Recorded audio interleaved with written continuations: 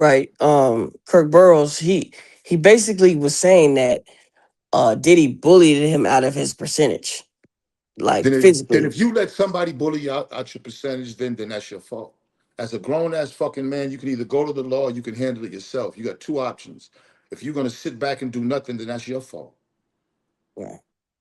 It's like, you know what I'm saying, Kirk, you should have been like, I mean, what, of course he's getting money now for that interview, you know that, so he's cashing in now. Right. So would you blame him about No, if no, no. he I'm not blaming nobody. I don't. I'm not right here to blame anybody because, everyone has their own personal reasons why they do what they do. I'm just looking at it from a standpoint of, you know, black men are already up against a system that has been destroying us for years. You know what I'm saying? Now we don't. It's getting easier now because our own kind is just helping them, and I'm just not with that. I just ain't with that. I've been through a lot of shit where I've taken care. Look at me. I've taken care of a lot of people, and half of them turned on me. I put mad people on payroll and shit. Then when I'm out here and I need a call, I don't get no calls from nobody. I help mad people with the Source Awards. I've done mad shit for mad artists. Nobody, so I get it. You know what I'm saying? But that's still not gonna make me for money do something just to go. I'm not here to judge. I'm just looking at a piece, and I just think it's disappointing because look, listen. I mean, the trial's over. The man got convicted. He went to trial. It's over. What the fuck are we still looking at documentaries for? For what? For the hype? That's all it is. People want hype on the internet. But after 3, 4 days, ain't nobody gonna be talking about this because it really wasn't nothing new. You know what I'm saying? It's a bunch of people that been talking about him. Or you can go to YouTube and go look at Kirk Burrows talk, Andre Harrell talk. You can go look at stuff about his mother. You can go look at stuff about everybody that was on there. Ain't nothing new on it. The only new footage and interesting is the stuff that was taken, that what he was filming, which really is like, okay, you know what was awkward as hell because he wanted to take a bath after he shook people's hands and everything and says, look what happens after he shakes his fans' hands. Look what type of person he is. That's some bullshit. Let's put a camera on every single person, celebrity entertainer out there after they leave signing autographs or after they leave fans and see what they got to say. The fuck out of here, man. I'm tired of it, man. It's like I'm more I'm more disappointed in the people that just think it's just the greatest thing. Now, I could again, you're gonna have white people out there that's gonna agree with it, but as far as our own kind, I mean, put everything on the table. Put yourself, let's say it happened to you or your father or your uncle or your brother. You know what I'm saying? I mean, a man done went in front of a court. He spent money. He fought for us. He's believe me, Diddy's taking a beating. He's lost a lot of money. He's lost a lot of businesses. He's like, what else do you want? What else do you want? And when you look at the community, shit, people are forgiving him. When this shit first happened, it was like kill Diddy. Now you got a lot of people just saying free Diddy, and so as a community, black people, we are a forgiving people, and that's our strength. That's the beauty of being black. But at the same time, you got people out here that just want to tear us down for their benefit. right. Um part of the new footage was Kalina Harper, right? And I know Kalina forever. it, She was signed to some guys from Boston. I known her since she was a little, like a young girl first starting. So go ahead. right. She was in Diddy Dirty Money or whatever, and she basically tried to ask Diddy for 5,000 for she was going through child what's it called, the child case. You know what I'm saying? And he told her no, and then turned around and asked her to support him with the Yeah, accusation. yeah. That's some scumbag shit. But at the same time, when Diddy signed Cleaner, she changed. She was a different person. Cleaner thought her shit didn't stink no more when she was on Dirty Money. I remember when my man Nate Giz and Gurky signed her, and she was humble and everything. When she signed to Dirty Money, everything was, and she was riding with Diddy. Now when shit get bad, here we go. It's a classic case.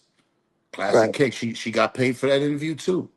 But I get it. You know what I'm saying? You know what I'm saying? Sometimes when you sign a contract, that's your contract, and then you figure the person that you signed a contract with is supposed to take care of you the rest of your life. But you know what I'm saying? You signed that contract, you put in the work. If your shit sold, it sold. If it didn't, it didn't. This man doesn't, if business wise or contractually, if he doesn't owe it to you, you can't hold it to him if he personally doesn't want to give it to you, to want to tear his whole world down to do an interview. That's just me. You know what Right. I'm saying? I think Kalina was wrong for doing that. But that's just me. Right. Um, man, you've been like at the top of the mountain at this shit, Benzino. Like, so you've seen damn near all. Um, when, like how you said, people start turning on you when you're going through this, and how does can you tell us like how that feels? What is that emotion there? Like, can you describe that? You know, with me, when it happens, I don't I again, anything that happens negatively to me, I have this kind of switch that I have to kind of regulate, because I realize certain emotions will take over you, and and you'll crash out one way or the other. So, I gotta have faith in myself, in God, that whatever some human may do or not do for me, that I'm gonna be able to do it for myself again. But if I lost something, I'm gonna get it again. If you know what I'm saying, if I did something for somebody and they don't show love back, then I just have to just chalk that up and just keep it moving. I've kind of conditioned myself to think like that because it happens so much. When you grow up in the hood, everybody is loving each other because everybody's broke. It's only until whoever gets the money is where the hate comes in. And I put many, many niggas on payroll, street niggas that didn't have a clue out here in these streets. And I helped a lot of people, helped a lot of artists. When I hate using the word fall, but because it just happens, man. It's the plight of the black man. It's hard to maintain riches because what everybody around me doesn't have shit. And I'm trying to help everybody. But now, I feel like I've learned a good lesson. You know what I'm saying? And I don't want it to change who I am. You know what I'm saying? I love helping people, and I love, being assistance to people, but it taught me a real lesson to be, you have to love yourself, and worry about yourself, and those closest, the immediate closest to you. And even the closest to you, man. Even the closest to you. Unfortunately, man, our families have been, man, they've been, since slavery. We have a lot of hate against each other, and it seems like now in 2025, the only love that a person get is if he has money. If you don't have money, and whatever you did for somebody years ago don't count. Whatever you did for somebody last year, 6 months ago, it don't count. And I Right. had to learn that. These are the things I had to learn. You never stop learning.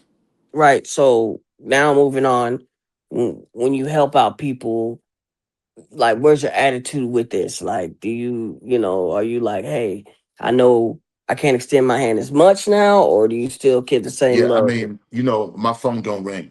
So now, when I get these M's again, I think the people know not to even fuck around and try, because they don't call me now. The ones that are up, you know what I'm saying? They don't see if I need anything. They don't call me. My phone don't ring. I'm doing an interview now. My phone's on. That shit ain't ringing. It rang one time. You know what I'm saying? Do you know how many niggas I done fucking helped in life? You know what I'm saying? But I don't, again, from across the country, even some cases the world, it was in me. You know what I'm saying? So it's not that, it's, you know what I'm saying? Listen, I'm a big boy, so I can come out here and I can I'm a hustler's hustler. And I say it all the time. I love hustling. It's the journey. I love when I have to prove people wrong. And these last, say, 5 years of my life have truly been a humbling experience that I believe has a lot to do with God. I had a hell of a run.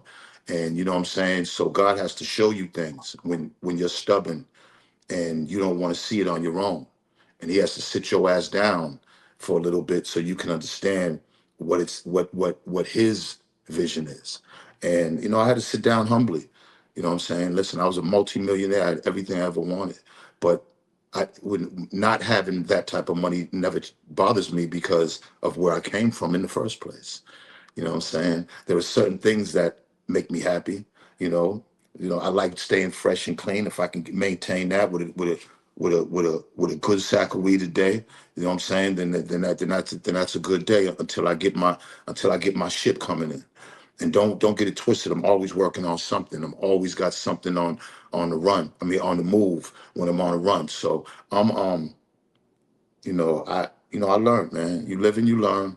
You know what I'm saying? I don't want to change who I am because I try to teach my kids to help out, but be frugal at the same time. But times are changing, man. Times are changing.